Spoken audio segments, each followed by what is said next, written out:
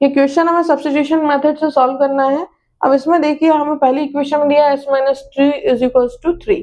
तो हम पहले तो क्या सीखा था हमने, सब्स्टिट्यूशन मेथड में क्या करते हैं, या तो s के सामने t को ले जाइए, t के सामने या फिर s को ले आइए, यानी कि एक पूरी तरह दूसरे के बराबर कर दीजिए।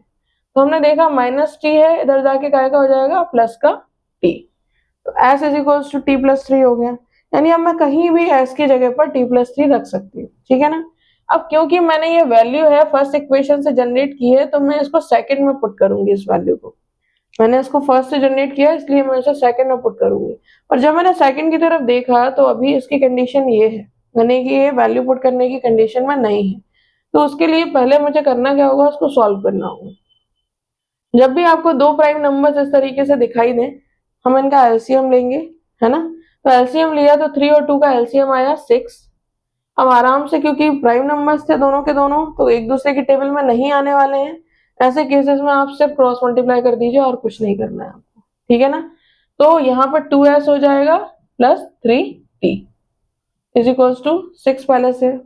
अब क्योंकि एलसीएम ले चुके हैं तो ये डिवाइड का 6 इधर जाकर मल्टीप्लाई का 6 हो गया, तो ये हो जाएगा 2s plus 3t is equals to 36।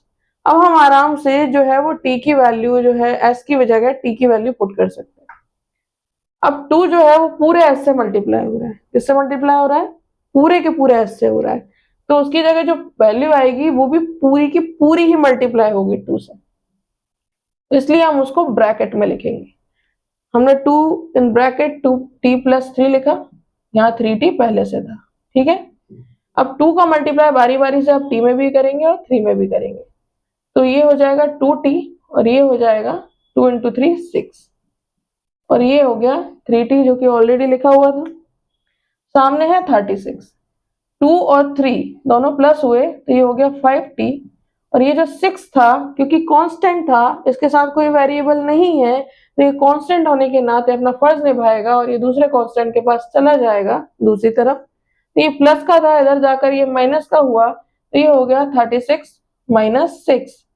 तो हमने देखा कि ये हो चुका है अब 30 और ये है 5 मल्टीप्लाई में। अब 30 डिवाइडेड बाय 5 आने के कारण हमें t की वैल्यू तो मिल गई 6, क्योंकि 5 ने 30 को 6 टाइम्स डिवाइड कर दिया। अब क्योंकि हमें t की वैल्यू मिल गई है तो हम आराम से यहाँ पे पुट कर देते हैं, तो 6 प्लस 3 कितना हो गया 9, तो हमें मिल गई s की वैल्यू 9। इस तरीके से हम सब्स्टिट्यूशन मेथड के क्वेश्चंस को सॉल्व करेंगे। ध्यान में थोड़ा सा रखना है कि इक्वेशंस के फॉर्मेट अलग अलग हो सकते हैं, तो वो ठीक रहे, इस चीज का थोड़ा सा ध्यान रखें।